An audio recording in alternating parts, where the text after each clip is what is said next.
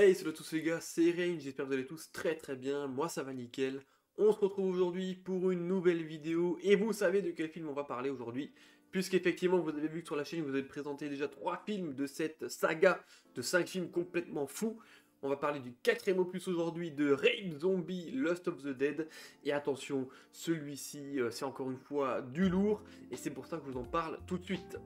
C'est toujours réalisé par Naoyuki Tomomatsu, voilà, il n'a pas changé dans le délire, il est déjà parti sur 3 films complètement dingues avec des zombies, agresseurs sexuels de femmes, des otaku qui montent des clans pour essayer d'attaquer un maximum de jeunes filles encore en vie. Il y a également des cyborgs voilà, venus d'ailleurs, pareil des scientifiques fous. Et alors dans ce quatrième opus, qu'est-ce qu'on nous rajoute pour ajouter encore de la folie dans ces œuvres-là? On nous rajoute du voyage temporel qui seront liés à des orgasmes, on peut dire ça comme ça. C'est complètement dingue ce que je vais vous annoncer. Voilà, c'est un film, encore une fois, de fou. Celui-ci, il est un petit peu plus long que les autres qui duraient 1h05, 1h10. Celui-ci dure 1h15.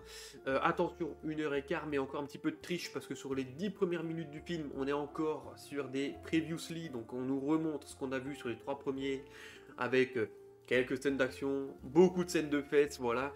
Et alors, qu'est-ce qu'on a dans celui-ci qui est un petit peu différent des autres? En fait, voilà, on a un groupe de scientifiques, on a toujours quelques survivants, on a quelques combats. On a le combat, du coup, qui commence directement à la fin du troisième. Hein, voilà, on avait quelque chose qui nous annonçait du lourd, enfin du lourd, hein, entre guillemets, entre notre Terminator blonde venue de je ne sais où et des clones de notre héroïne du premier film qui décident de se faire un fight. Alors, pied, poing, katana, M16, tout ce que vous voulez, dans un endroit très restreint. Des lance-flammes de la bouche de notre cyborg, des yeux qui tirent des lasers, enfin voilà, un truc, ça dure un peu plus de 5 minutes, c'est complètement dingue, ça va dans tous les sens, c'est n'importe quoi. Évidemment, comme dans les jeux vidéo japonais, lorsque les combats s'accentuent, les fringues, il y en a de moins en moins, voilà, donc on a des plans nibards dans tous les coins, voilà, comme d'habitude sur les 3 premiers films, on commence tout de suite dans le quatrième avec la même chose. Par contre, là où celui-ci et surprenant, il y en a peut-être déçu certains otaku de fous, il y a moins de scènes de fesses, alors du coup c'est un petit peu plus agréable à regarder, parce que c'est moins... alors c'est toujours axé là-dessus, bien évidemment, ça reste toujours le propos principal de cette œuvre, mais il y en a beaucoup moins que sur les 3 premiers. Sur les 3 premiers, globalement, c'était un mix entre 30 minutes d'action et de scénar, entre gros guillemets, parce que bon, c'est difficile de dire ça, et 30 minutes de film de fesses, tout simplement. Là, c'est un petit peu plus... c'est mieux équilibré, on va dire qu'il y a beaucoup moins de scènes uniquement, presque X, pour le kiff. Non, non, là, on est beaucoup moins là-dessus.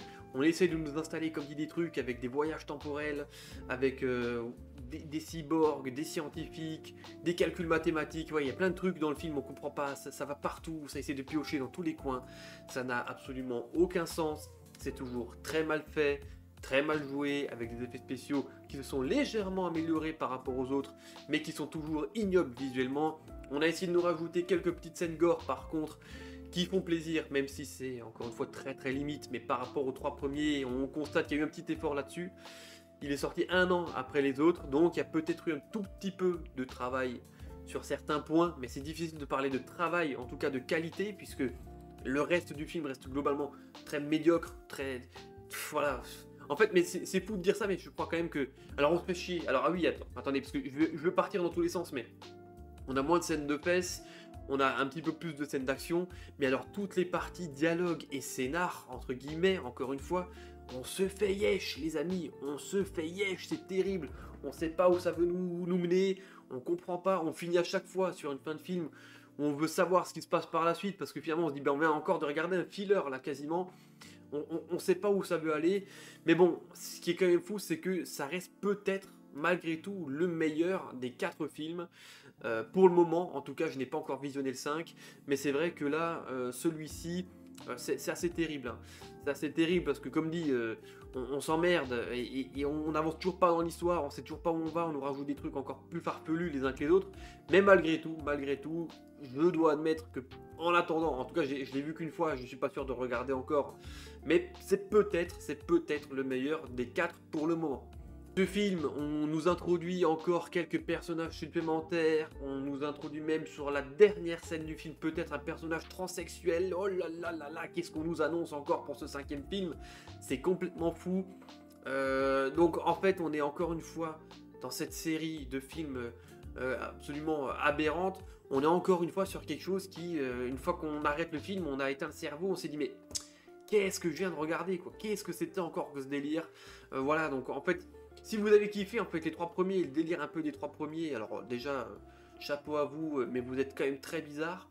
Et donc, je pense que vous trouverez votre kiff dans ce 4e opus, hein, ça c'est clair.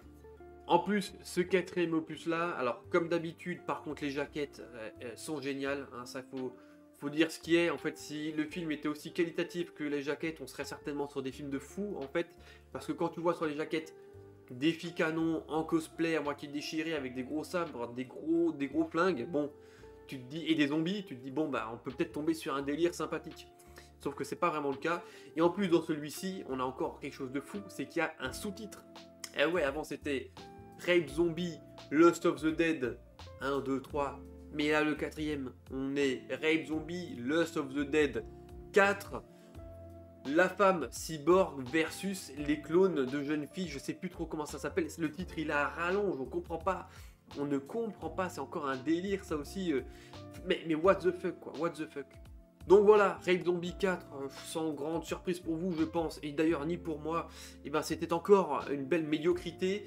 Mais malgré tout un petit peu mieux que les 3 premiers. Si vous avez envie de le découvrir, bah foncez, hein, vous pouvez peut-être le trouver quelque part. Mais en tout cas, voilà, ce n'est clairement pas du grand cinéma. On est très très loin même de pouvoir appeler ça du cinéma d'après moi. Mais voilà, ça reste une expérience filmographique que l'on peut facilement regarder comme ça, vu que c'est très très court. Mais malgré tout, très très chiant. Donc voilà, j'espère que cette vidéo vous a plu. Si c'est le cas, faites-le moi savoir. Moi je vous laisse là, c'était Terence. Portez-vous bien. Allez, ciao ciao tout le monde.